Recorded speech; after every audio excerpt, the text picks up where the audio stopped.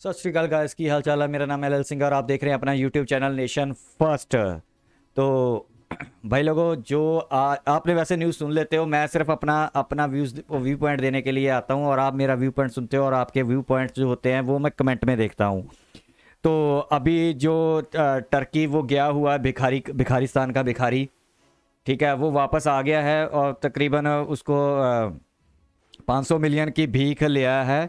Defer payment होगी या कुछ ऐसा ही है, सॉफ्ट लोन के रूप में मिला है उसको। तो एक दो कंट्रियों के दौरा करके आया है तो वो भीख लेके आ गया है। तो इसमें जो गया हुआ था ना, टर्की में गया हुआ था ये भिखारिस्तान, भिखारियों का भिखारी बड़ा भिखारी। तो उस टर्की ने क्या किया कि अपना ना बोला है कि हम अपनी फौज भेजेंगे। आपको मेरे को पता है कि आपको सर को न्यूज़ पता चल गई है। ये हम वर्ल्ड अफेयर की दोबारा, क्योंकि रिफ्रेश होना चाहिए आपका माइंड ना। आपने पहले न्यूज़ देखी होगी तो मैं चाहता हूँ कि आप मेरे साथ भी देखा करो। इससे क्या होता है कि आपका ना आपके दिमाग में पक्का होता है, आप रिपीट हो जाते हो दोबारा। अगर आपने 2 बार देखी है, तीसरी बार रिपीट हो जाते हो। मैंने देखा कि बहुत सारे इंडियंस है ना, उन्होंने न्यूज़ देखी होती है। मैं अपने यूट्यूब पे देखता रहता हूँ, जो हमारे सोल्जर हैं, जहाँ कोई और है, जो मेरे पास रिकमेंड्स आते रहते हैं कि आपके जो सोल्जर हैं वो ये वीडियो देख रहे हैं, और मैं उनमें से देखता हूँ कितने रिपीट देखते हैं। उससे कम से कम 4-5 यूट्यूब चैनल के तो वीडियो वो रिपीट देख लेते हैं इंडियन कंटेंट की। ठीक है, तो मैं चाहता हूं कि आप इंडिया के भाई का भी साथ दो, इंडिया के साथ भी पूरा कंटेंट देखा करो और व्यू पॉइंट लिया करो कि हम इंडियंस क्या सोचते हैं, आपका भाई क्या सोचता है। तो वीडियो देखते हैं। ये वर्ल्ड अफेयर की है, मैंने लिंक डिस्क्रिप्शन में दे दिया है। और जो टाइटल है वो Turkey will send soldier to POK. ठीक है। तो India's biggest challenge against Pakistan लिखा हुआ, पाकिस्तान मैं बोलता हूँ। चलिए वीडियो देखते हैं, वीडियो के एंड में करेंगे तब सारा। So let's start the video.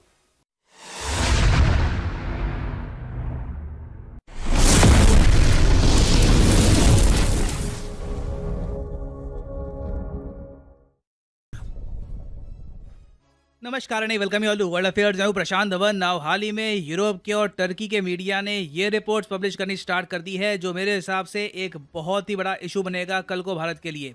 यहाँ पर आप देख पाओगे टर्की की जो पैरामिलिट्री है SADAT, इन्होंने मीटिंग में डिस्कस किया है कि क्यों ना ये अपने फॉरेन फाइटर्स डिप्लॉय कर दे कश्मीर और फिलिस्तीन में। ये डिस्कशन बहुत ही एडवांस स्टेज पर पहुंच चुकी है और ये डिस्कशन ऐसे टाइम में हुई है जब पाकिस्तान के प्रधानमंत्री शहबाज शरीफ गए हैं टर्की में एक बहुत ही इंपॉर्टेंट विजिट पर। यहाँ पे आप देख पाओगे पाकिस्तान के PM और एर्दोगान, कुछ डिफेंस डील्स थी ये यहाँ पर साइन हुई है, कुछ पुराने ऑर्डर थे पाकिस्तान के ये कंप्लीट हुए हैं। और एर्दोगान ने एक बड़ी अनाउंसमेंट ये करी है कि ये एक ट्राइलैटरल ग्रुप फॉर्म करेंगे जिसमें पाकिस्तान और एजरबाईजान होगा। तो टर्की, पाकिस्तान, एजरबाईजान मिलिटरीली बहुत ज्यादा कोऑपरेट करने वाले हैं भविष्य में। नाउ ऑब्वियसली एज इंडियंस हमारा सबसे बड़ा कंसर्न ये होगा कि क्या टर्की अपने foreign fighters Pakistan occupied Kashmir में भेजेगा, और अगर ऐसा करता है टर्की तो हम इसके बारे में क्या कर सकते हैं। बहुत कुछ आपको जानने को मिलेगा, मगर आगे बढ़ने से पहले आपसे क्वेश्चन पूछूंगा। आपको पता होगा कि 2023 का जो साल है भारत के लिए बहुत बड़ा होने वाला है in terms of international relations and geopolitics, क्योंकि G20 समिट होस्ट करेगा भारत, क्वाड समिट होस्ट करेगा भारत, और even SCO Shanghai corporation organisation का जो 2023 का समिट है ये भी होस्ट करेगा भारत। तो जो 2023 का SCO समिट है इसका थीम क्या रहने वाला है, ये है यहाँ पे आपकी ऑप्शन। कमेंट सेक्शन में करो क्वेश्चन अटेम्प्ट, सही आंसर मैं आपको दूंगा वीडियो के अंत में। नाउ पहली बात तो जान लो कि टर्की किस चालाकी से अपने foreign fighters in the future भेज सकता है पाकिस्तान ऑक्यूपाइड कश्मीर में। देखो यहाँ पे जो नाम लिखा है ना SADAT, ये टर्की के सोल्जर्स तो हैं मगर टर्की के प्राइवेट सोल्जर्स। यहाँ पे आप नोट कर पाओगे making sense of Sadat, Turkey's private military company. Turkey और पाकिस्तान में आप देखोगे कि आर्मी के अलावा इनके बहुत सारे प्राइवेट ग्रुप्स रहते हैं जो कई बार आर्मी को आउटसाइड सपोर्ट करते हैं मिलिट्री ऑपरेशंस में। पाकिस्तान में ज़्यादातर जो ये ग्रुप्स हैं ये UN के अंडर आतंकवादी घोषित कर दिए जा चुके हैं, तो पाकिस्तान को काफ़ी प्रॉब्लम आती है इन ग्रुप्स को फंडिंग प्रोवाइड करने में। मगर टर्की के पास एडवांटेज ये है कि इनका जो सद्दात ग्रुप है इस पर UN ने आरोप तो बहुत लगाए हैं कि ये अत्याचार करते हैं, लोगों पर आतंकवाद फैलाते हैं, मगर ये एक ऑफिशियली UN डेजिग्नेटेड आतंकवादी संगठन नहीं है। और पर्सनली आप अगर मुझसे ओपिनियन पूछें तो ये ग्रुप बनाना टर्की की एक बहुत ज़्यादा, मैं कहूँगा, एक क्लेवर स्ट्रेटजी थी, कनिंग, चालाक, जो भी आप एडजेक्टिव यूज करना चाहे कर सकते हैं, क्योंकि टर्की ने यह समझ लिया था कि Turkey being a NATO member ये डायरेक्टली अपनी मिलिट्री को बहुत सारे ऑपरेशंस में इन्वॉल्व नहीं कर पाएंगे जो मिलिट्री इनकी सरकार के अंडर आती है। तो इसलिए टर्की ने अपना पहला और अकेला प्राइवेट मिलिट्री ग्रुप बना दिया। जी हाँ, एक पूरी कंपनी है, इनके अपने सैनिक हैं, अपने हथियार हैं, ये काफ़ी बार विदेशों में जाके लड़ते हैं। आप कह लीजिए भाड़े के सोल्जर्स हो गए लिटरली। और पिछले 10 साल में मैं देख रहा था इन्होंने मिलियंस ऑफ डॉलर्स कमाए हैं फॉरेन ऑपरेशंस करके। और 2021 से मैं फॉलो कर रहा हूँ कि पहले पाकिस्तान की एयरफोर्स, फिर बाद में इनकी आर्मी।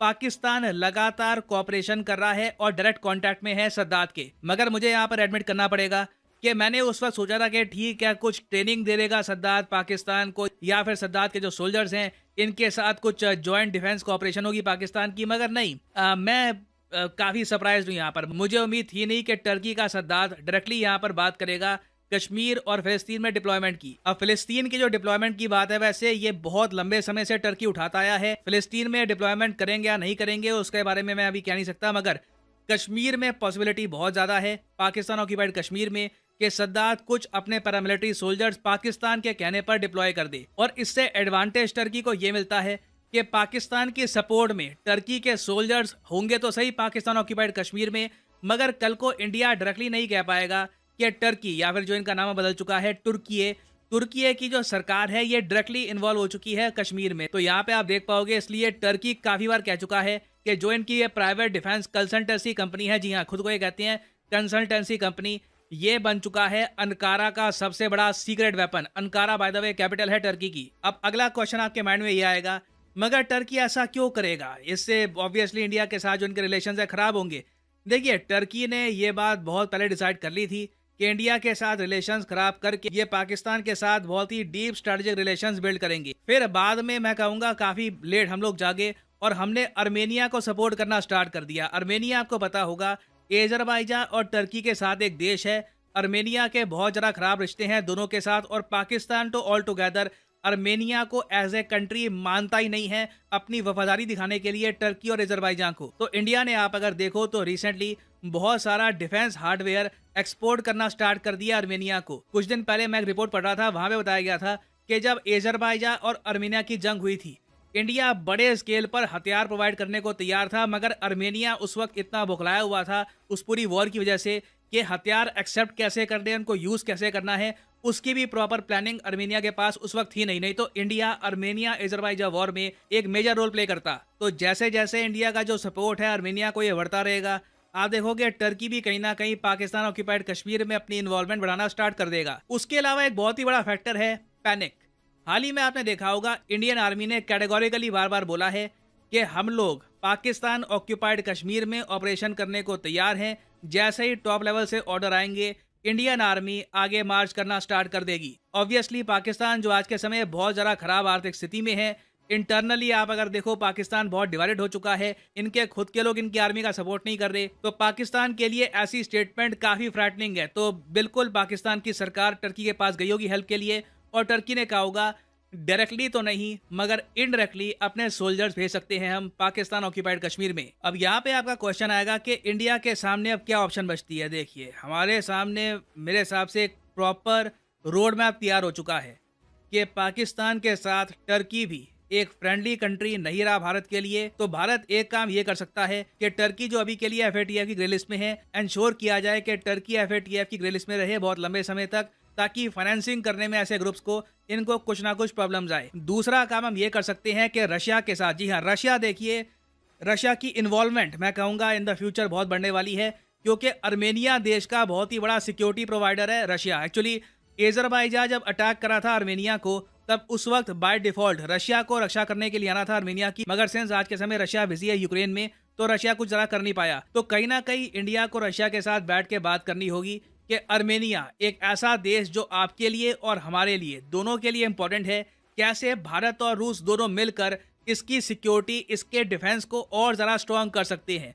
और इससे आप देखोगे वापस घूम फिर के ना पाकिस्तान बिल्कुल रशिया के अगेंस्ट खड़ा हो जाएगा जियोपॉलिटिकल इंटरेस्ट के मामले में। और लॉन्ग टर्म में मैं आपको बता दूं एडवांटेज इंडिया के पास होगा, जो ज्यादा बड़ी वर्ल्ड पावर्स हैं वो इंडिया के पक्ष में खड़ी होंगी। तो ये अपने आप में देखिए चैलेंज तो है, बहुत ही बड़ा चैलेंज रहेगा इंडिया के सामने।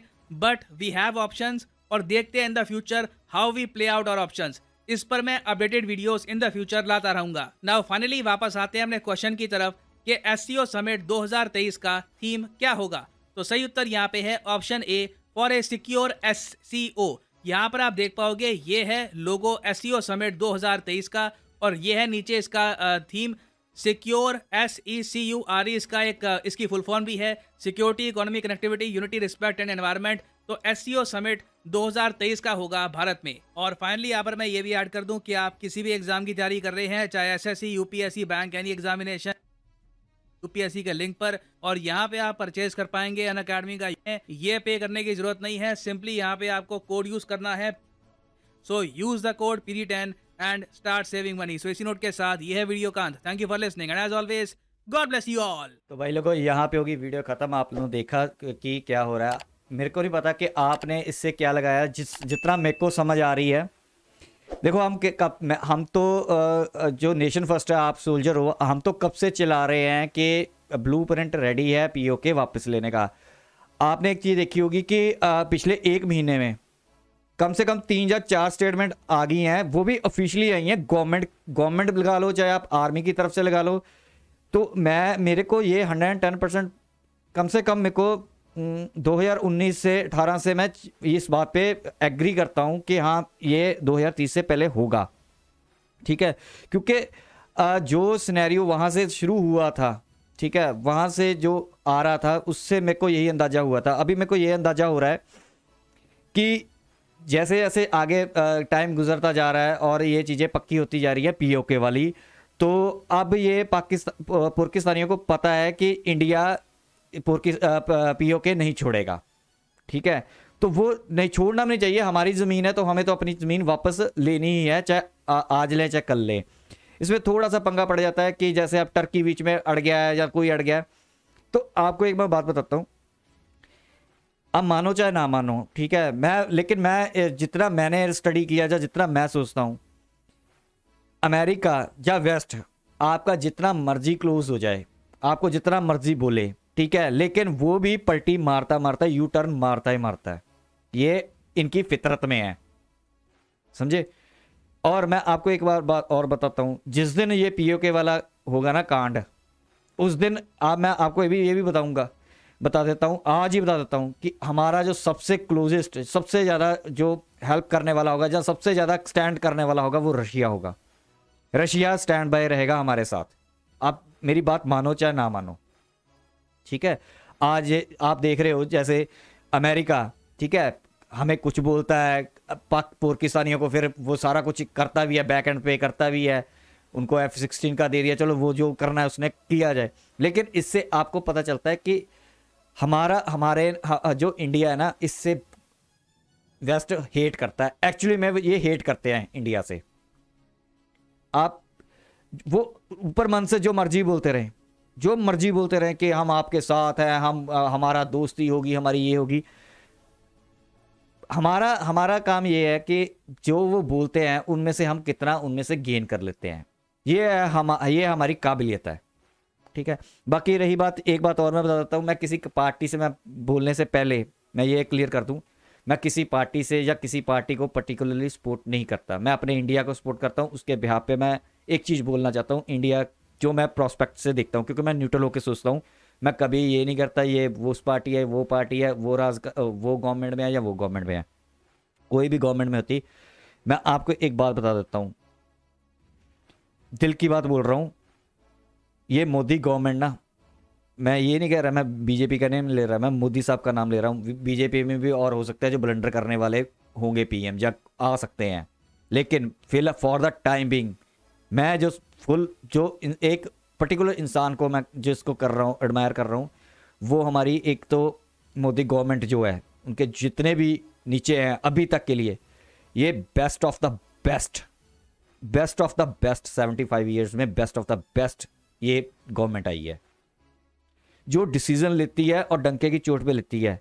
इतनी सारी काम, इतने सारा अपने आप को पूरी दुनिया में मनवाना, या इतना काम कर देना, इतने दम रख के कर देना। कई लोग बोलते हैं ना आपके लोगों के दिमाग में होगा यार इंडिया ग्रोथ कर गया, अब गवर्नमेंट बोल सकती है हम पावरफुल हो गए, हम बोल सकते हैं।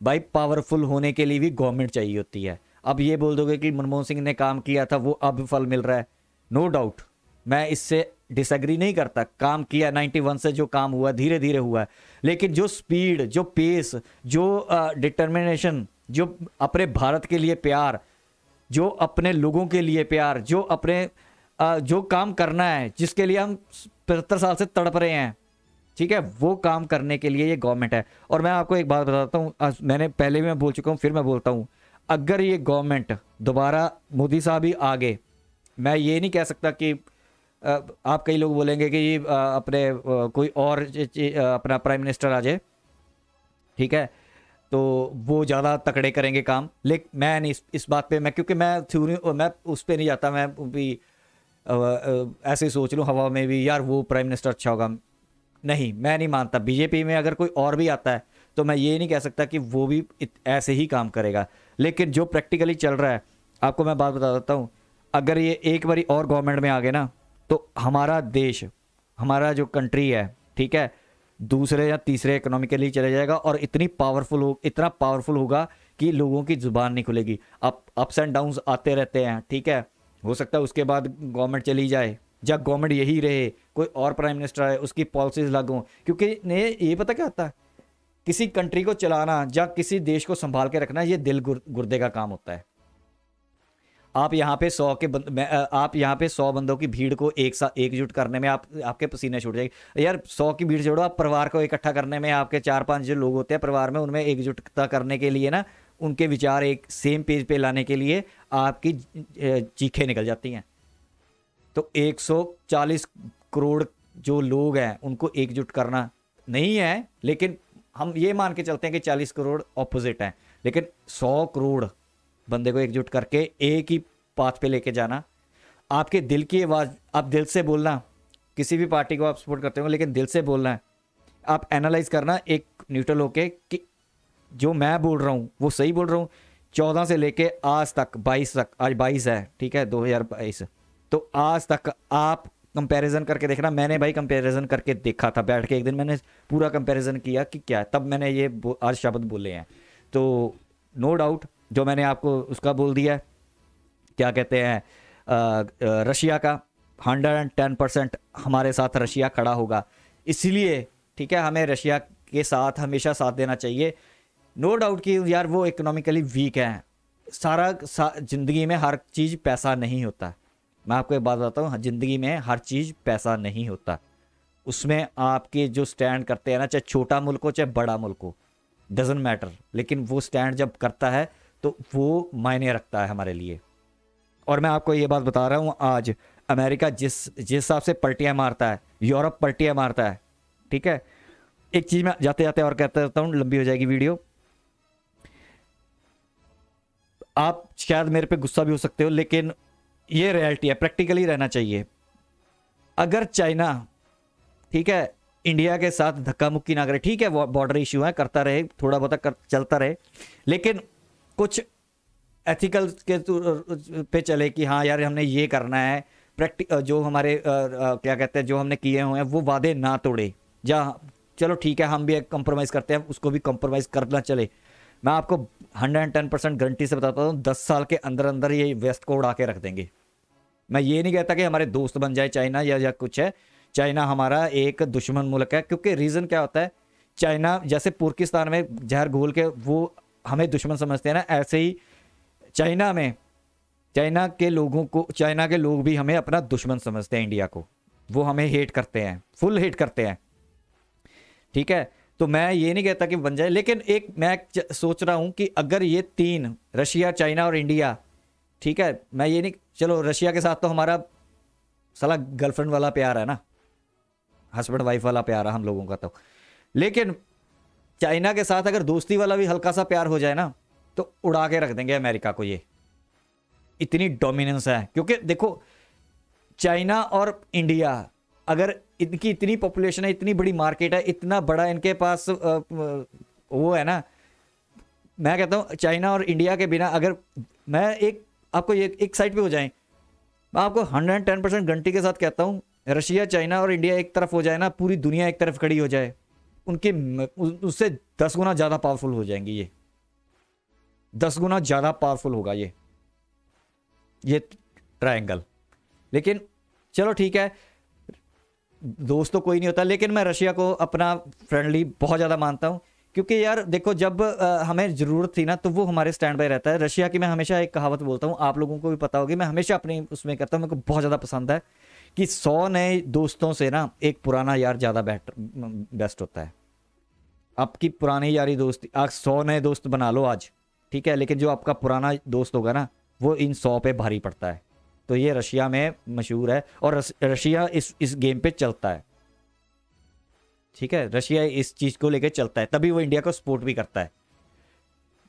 अगर 100 में से वो 90 सपोर्ट करता है तो 10 में तो हम भी नहीं करते ना, रशिया को कई बार कह देते हैं कि यार चलो, वो हमारे आपस में होते हैं कि हम एक दूसरे को कहते रहते हैं, लेकिन विचार थोड़े से अलग हो जाते हैं, लेकिन अंदर से दिल हमारे एक है।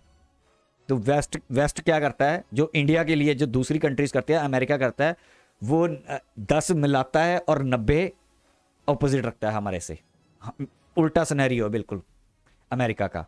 और यूरोप आप देख ही सकते हो, स्टेटमेंट ऐसी देते हैं, ये है वो है, वो आज भी हम एशियंस